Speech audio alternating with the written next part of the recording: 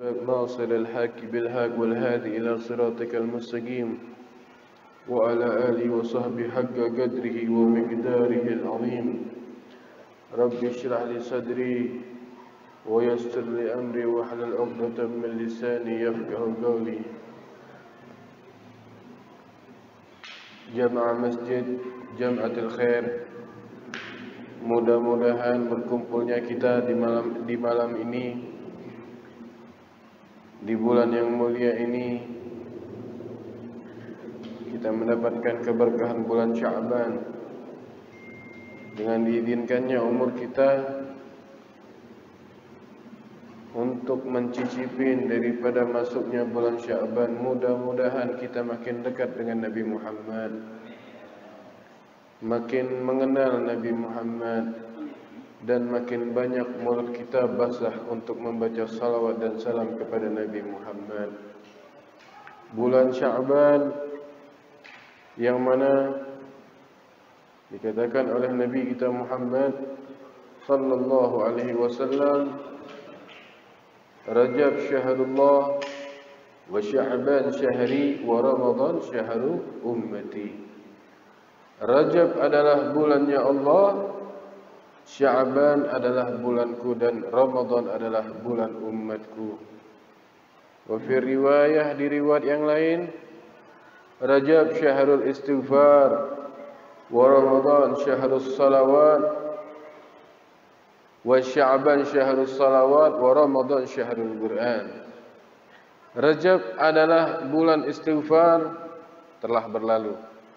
Sekarang Sya'ban bulan salawat, Ramadan bulan Al-Quran. Ulama berkata, Rajab syahru al-badri wa Sya'ban syahru sagi wa Ramadan syahrul hisad. Rajab adalah bulan untuk menanam, cari bibit yang baik, yang bagus. Sya'ban sekarang bulan menyirami. Setelah orang menanam bibit, taruh biji-biji yang bagus, disiram. Ramadan bulan memanen nanti. Biar hasil panenannya bagus, numbuh, disiramin dulu. Nggak mungkin itu tumbuhan akan tumbuh kalau tanpa disiram air. Begitupun juga kita sekarang bulan Sya'ban. Rajab kemarin kita udah nanam biji belum nih? Apa lewat begitu saja? Insya Allah mudah-mudahan ada bijinya, ada tanamannya. Sekarang bagian nyiramin. Biar nanti Ramadan besok kita tinggal panen. Dalam arti apa? Untuk mempersiapkan Ramadan dari Rajab kemarin kita udah siap-siap.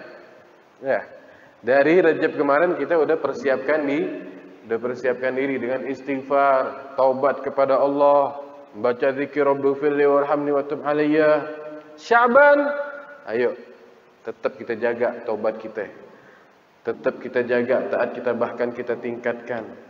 Nah, di sini Al-Faqir pengen ngasih tahu sedikit daripada amalan-amalan salafus saleh yang saya cantumkan dari kitab Al-Kunuzul Hasinah, ya, kitabnya Habib Muhammad Amin bin Syekh Abu Bakar bin Salim. Di antara salafus saleh amalannya apa?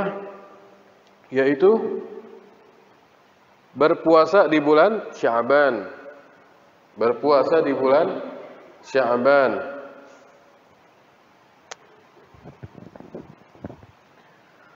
Berpuasa di bulan Sya'ban ini sunnah. Sebagaimana diriwayatkan oleh Sayyidah Aisyah, aku tidak melihat Rasulullah banyak puasa daripada bulan Sya'ban. Bahkan Nabi kita Muhammad dari bulan Rajab itu udah puasa. 3 bulan berturut-turut puasa. Nah, di bulan Sya'ban puasa juga. Tapi perlu dicatat, ya, ini untuk tanggal 1 sampai tanggal 15 atau sampai tanggal 30. Adapun nanti tanggal 15, dari tanggal 1 sampai 15 Sya'ban dia nggak pernah puasa, walau puasa Senin Kemis atau puasa Nabi Daud. Tiba-tiba kepengen, Beb, saya kepengen puasa Sya'ban, pengen ngamalin sunnah. Ya udah nggak bisa lagi ya. Kalau udah lewat tanggal 15, 16, 17, 18, 19 sampai akhir itu udah nggak bisa puasa sunnah. Kecuali puasa qadha. Kecuali puasa qadha, dia punya utang puasa tahun kemarin, tahun sebelumnya dia nggak ada yang harus dibayar, wajib dia bayar, walaupun dia puasa di tanggal 15 ke atas. Namun, adapun orang yang sering puasa Senin Kemis atau puasa Nabi Daud, ya, atau dia puasa dari hari tanggal 1 sampai 30 betul, boleh itu. Dalam contoh, nih si Asep biasa puasa Senin Kemis. Senin Kemis dia puasa, Senin Kemis dia puasa. Sampai ngelewat tanggal 15 dia mau puasa Senin Kemis lagi. Boleh, nggak apa-apa. Karena puasanya itu menjadi wiridnya dia. Adapun puasa Nabi Daud, ya sehari puasa besok enggak, sehari puasa besok enggak, itu juga boleh bagi dia. Ya karena udah menjadi wirid kebiasaannya. Nah, yang nggak boleh apa? Yang nggak biasa. Ya. Nggak tahu tiba-tiba kepengen puasa udah lewat tanggal 15. Paham tuh? Nah, barakallahu fikum. Ayo, ini satu puasa. Yang kedua, di antara amalan salafus saleh di bulan Sya'ban yaitu Allahumma shalli ala Muhammad, membaca sholawat. Ya, membaca sholawat. Perbanyak baca sholawat. Karena ada riwayat turunnya surah Al-Ahzab yang berbunyi innallaha wa malaikatahu yusalluna 'alan nabi ya ayyuhalladzina amanu sallu 'alaihi wa sallimu taslima. Ini di bulan Sya'ban. Maka kita ya harus perbanyak sholawat. Ya, harus perbanyak sholawat dan salam kepada Nabi Muhammad. Jangan sungkan, jangan bakhil. Ya, pas dengar nama Nabi Muhammad, sholawat. Pas dengar nama Nabi Muhammad, salam, sholawat. Biarin, biar kata apaan sih dikit-dikit sholawat, biarin. Ya, sholawat itu ibadah paling enak, Pak. Mau kita ngerti nggak ngerti, nyampe ke Nabi. Mau pakai guru nggak pakai guru, tetap nyampe ke Rasulullah. Mau pakai ijazah nggak pakai ijazah, nyampe ke Nabi Muhammad. Maupun dia riya ataupun ikhlas, nyampe ke Rasulullah. Khusus salawat. Sallu ala Nabi Muhammad. Ya, salawat yang banyak. Terlebih di bulan Sya'ban. Kita introspeksi sekarang. Tahun ke tahun. Ya, dari yang nggak ada uban sampai ada uban. Kalau kita hitung-hitung, kita nyampe nggak 1.000.000 kali salawat pada Nabi? Mungkin belum sampai 1.000.000. Tapi udah pengen ngandelin dekat dengan Nabi. Pengen dekat sama Rasulullah. Salawat jarang, salam nggak pernah. Iya. Yang diandelin apa? Anda yang ngandelin sholat aneh, sholat ente.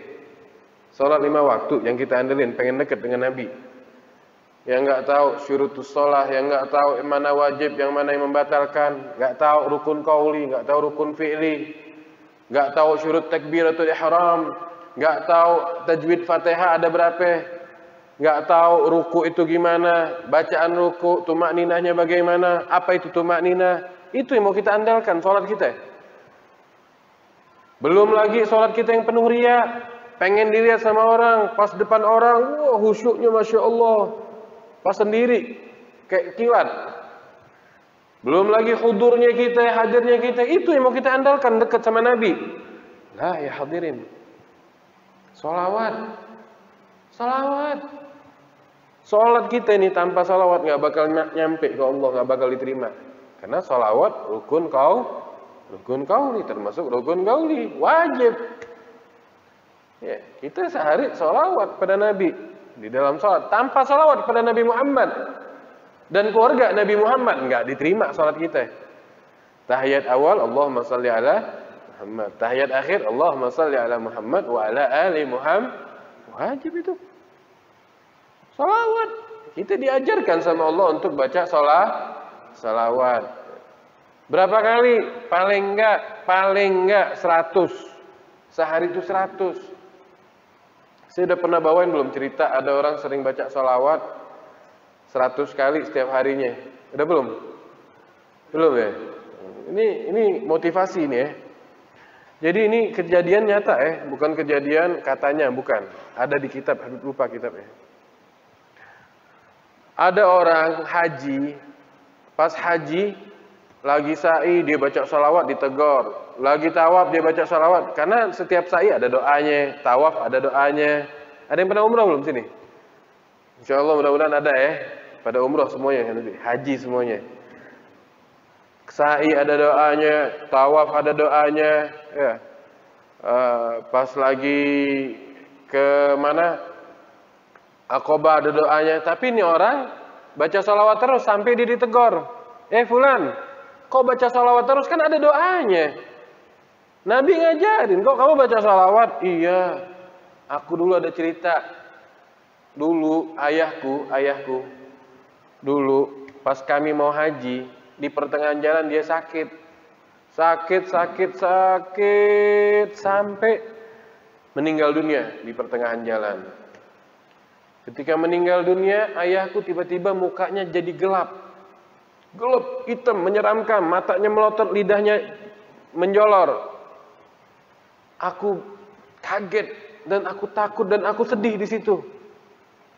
Sehingga aku tutup muka ayahku, aku malu nanti yang lain lihat. Aku menangis jadi-jadinya sampai aku tertidur.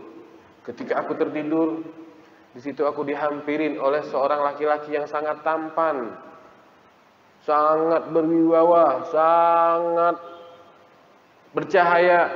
Laki-laki tersebut datang menyamperin ayahku, mendatangin ayahku dan mengusap muka ayahku.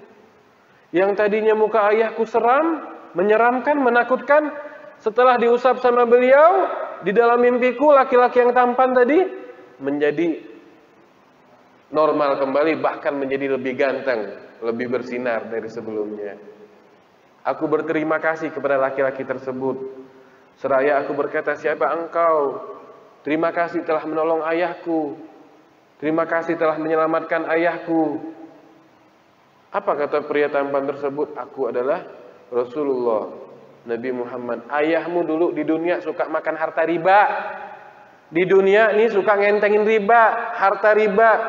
Tapi ayahmu suka salawat 100 kali setiap hari.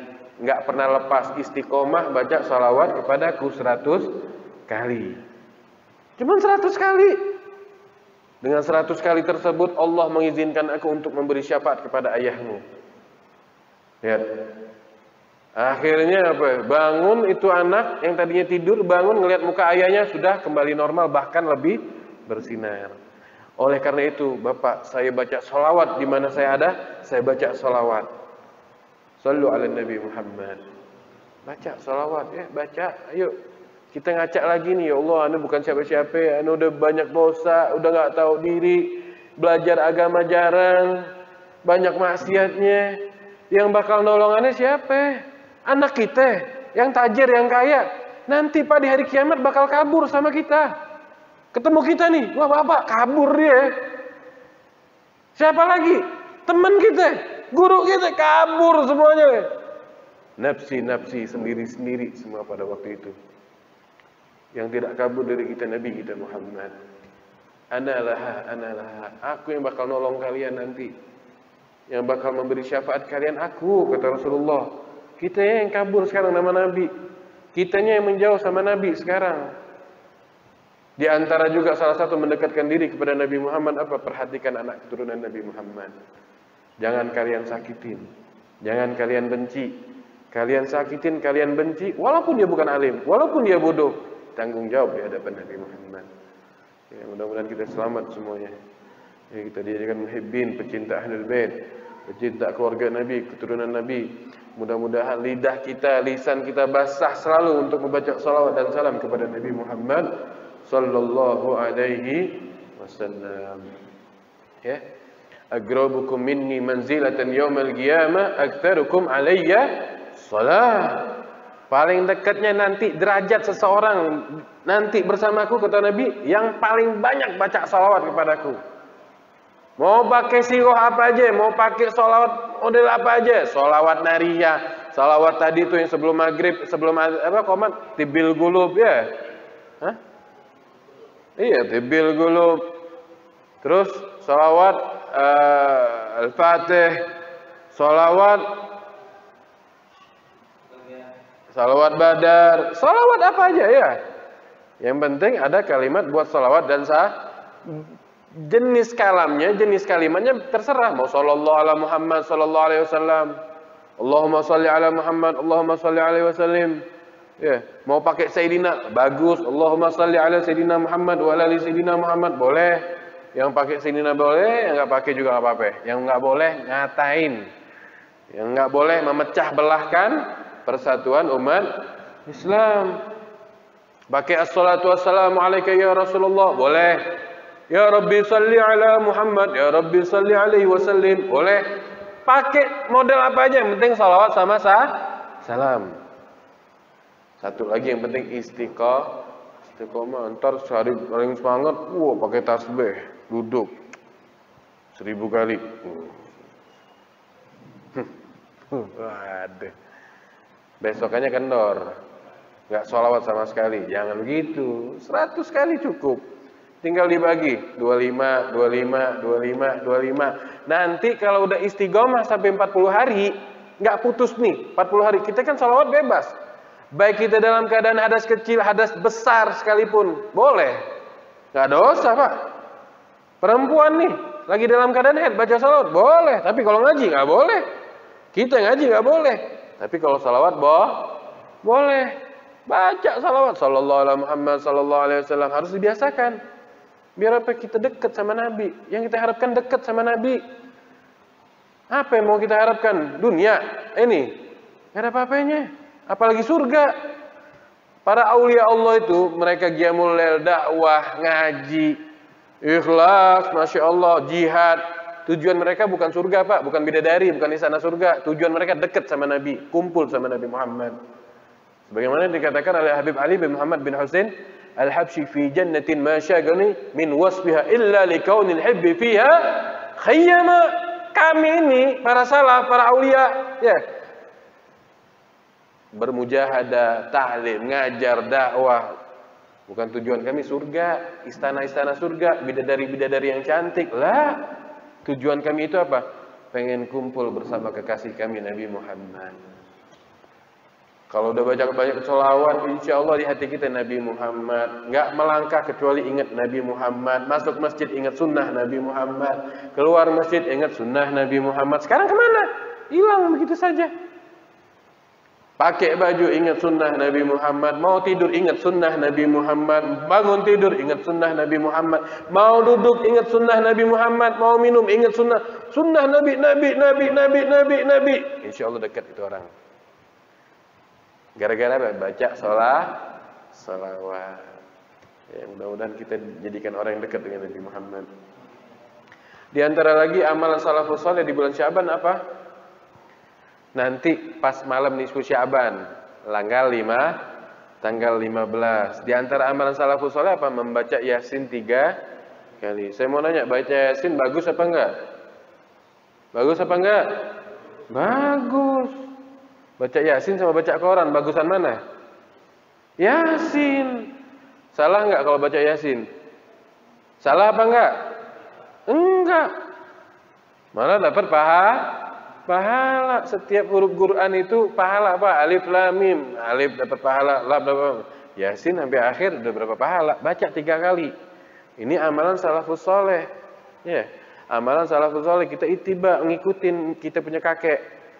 Ya, baca karena malam nisfu Syaban itu salah satu malam, kata Syekh Abdul Qadir Al-Jailani, setelah malam Lailatul Qadar yang lebih afdal adalah malam nisfu Syaban. Karena malam itu amal-amal kita disodorkan sama Allah. Kita berharap di malam itu kita baca Yasin dengan niat yang pertama apa? Niat minta panjang umur.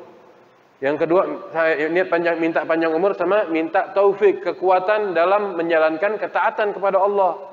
Niat yang pertama, niat minta panjang umur. Jadi sebelum baca Yasin nih, ya Allah, aku niat panjang umur. Ya, di sini baca enggak? Baca kan? Ada kan dipandu kan? Niat panjang umur ada. Ya, niat panjang umur, niat minta taufik. Taufik itu ketaatan, seperti antum bisa hadir di majelis ini itu dapat taufik. Alhamdulillah. Ada orang kepengen tapi dia nggak bisa, nggak dapat taufik. Ya, ini dapat taufik. Nanti mudah-mudahan dapat hidayah kita, ya enggak? Habis taufik baru hidayah. Ini minta panjang umur sama minta taufik dalam menjalankan ketaatan kepada Allah. Ketika pengen baca Yasin yang kedua, minta dijauhin daripada bala musibah, minta jauhin dari penyakit. Ya. Minta dari segala yang tidak kita inginkan, itu yang kedua. Yang ketiga, minta mendapatkan sifat qanaah dan husnul khatimah. Ya, minta qanaah, kekayaan dalam hati. Innamal ghina laysa bikathratil mal, walakinnal ghina bikathratil qulub. Oh, kama qala sallallahu alaihi wasallam. Kata Rasulullah, kekayaan yang sebenarnya itu bukan banyak harta, mobil berjejer, rumah mewah, duit banyak, emas mana-mana. Lah, banyak orang model begitu melarat, Pak. Dalam arti apa? Ngemis. Masih ngerasa kurang, miskin orang kayak gitu. Yang kaya sebenarnya apa? Kaya hati. Walaupun punya motor doang, tapi dia ngerasa cukup. Alhamdulillah. Ya, walaupun nggak punya motor, punya kaki. Alhamdulillah. Ini orang kaya sebenarnya. Walaupun rumahnya triplek, dia ngerasa udah nggak kehujanan, udah cukup. Alhamdulillah. Ini kekayaan ini yang kita minta. Ya, mudah-mudahan itu semuanya yang saya sampaikan bisa diamalkan ya. Udah 10 menit lagi, apa 15 menit lagi? Hah? 20? 20 menit lagi?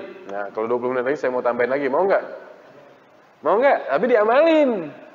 Jangan iya doang, amalin ya.